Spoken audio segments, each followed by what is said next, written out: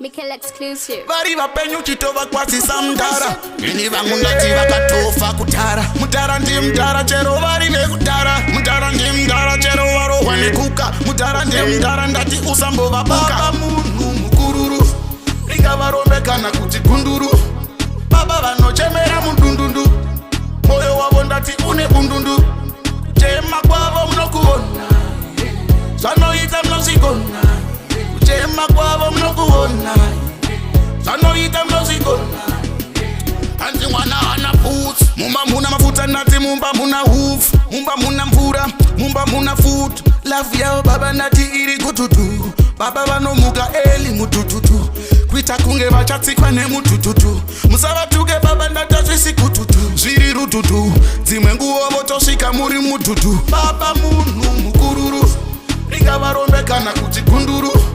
Baba vanochemera mudundundu. Moyo wavo ndati une bundundu.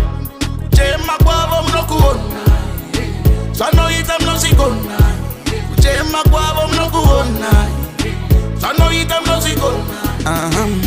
Dziyo yandaimba ndichibhiga mudhara. Vanhu vakawanda vanosaisa mudhara. Hanzi vanobhaisa mudhara. Vari vapenyu chitova kwasisa mudhara. Ini vangu ndati vakatofa kutara. Mudhara ndi mudhara chero vari vekutara. Mudhara ndi mudhara chero varohwa nekuka. Mudhara ndi mudhara ndati usambovabuka. Kururu ringavaronde kana kuti gunduru. Baba vanochemera mudundundu. Moyo wavo ndati une bundundu. Chema kwavo munokuona, zvanoita munozvikona. Kuchema kwavo munokuona, zvanoita munozvikona. Hanzi mwana hana boots, mumba muna mafuta nati mumba muna hoof. Mumba muna mvura, mumba muna food. Love yao baba nati iri kututu. Baba vanomuka eli mutututu. Kuita kunge vachatsikwa nemutututu. Musavatuke baba ndatazvisi kututu. Zviri rututu, dzimwe nguvo votosvika muri mututu. Baba munhu mukururu ringavaronde kana kuti gunduru. Baba vanochemera mudundundu. Moyo wavo ndati une bundundu. Kuchema kwavo munokuona, zvanoita munozvikona. Kuchema kwavo munokuona, zvanoita munozvikona.